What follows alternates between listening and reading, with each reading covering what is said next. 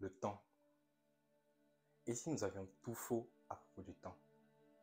Il est souvent facile de sortir l'expression « je n'ai pas le temps pour ça » ou « je n'ai pas le temps pour ceci ».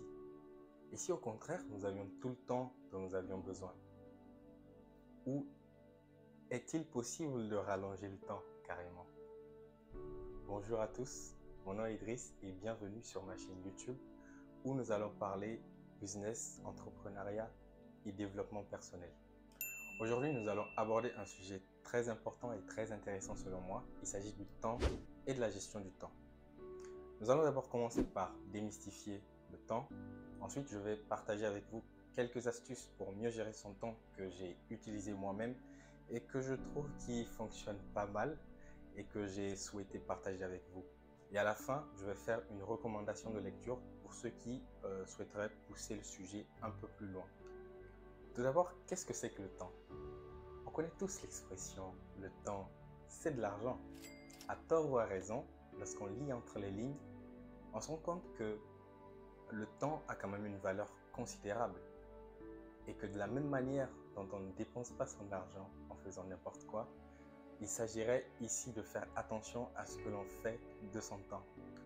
Il y a aussi cette célèbre expression que l'on attribue à Robert Kiyosaki, l'auteur du best-seller Père riche, Père pauvre dans le domaine de l'éducation financière. Cette célèbre phrase dit que le temps, c'est l'actif le plus important dont nous disposons.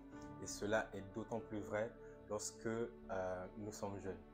Enfin, parce que je suis jeune. Dans tous les cas, vous voyez ce que je veux dire.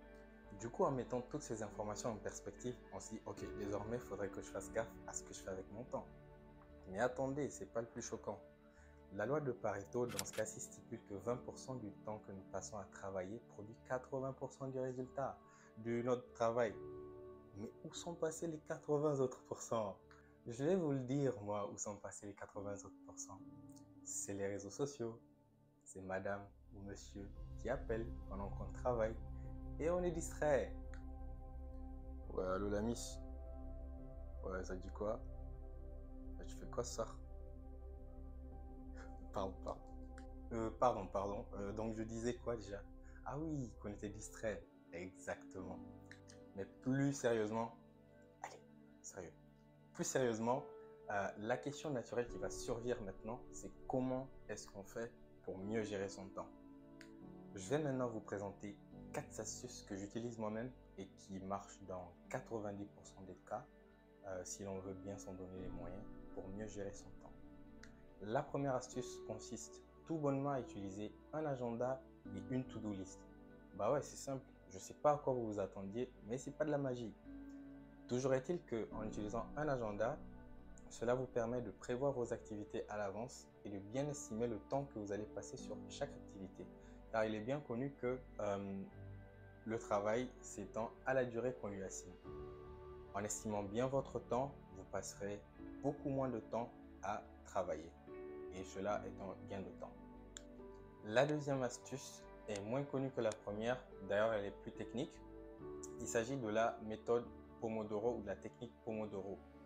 Pomodoro un peu comme la pomme. Elle consiste à travailler en des intervalles de temps réguliers et de prendre des micro-pauses entre chaque intervalle de temps.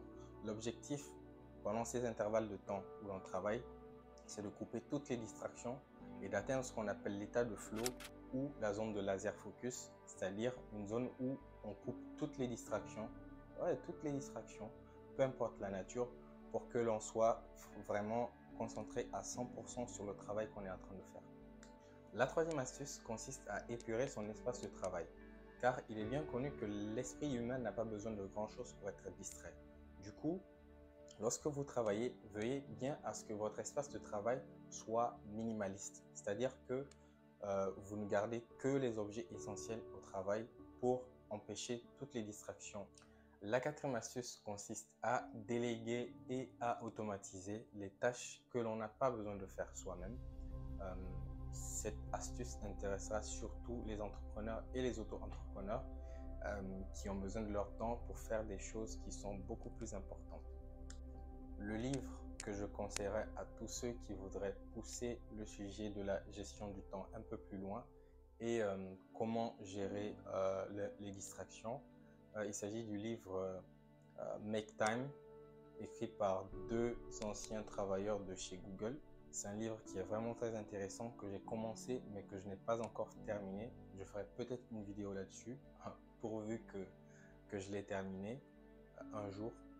Mais toujours est-il que je vous le recommande vraiment pour ceux qui sont vraiment intéressés par la gestion du temps et par des astuces pour éviter toutes les distractions auxquelles nous sommes confrontés aujourd'hui, surtout à l'ère des réseaux sociaux qui nous rendent de plus en plus addictifs.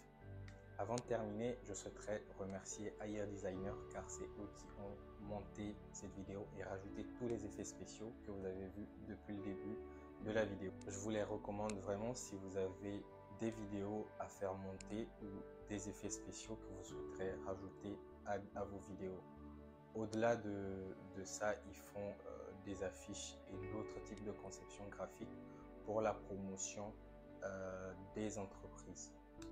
Nous arrivons au terme de cette vidéo. Merci d'être resté jusqu'à la fin.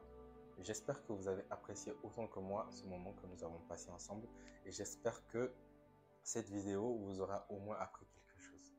Prenez soin de vous et à la prochaine, j'espère. Ciao.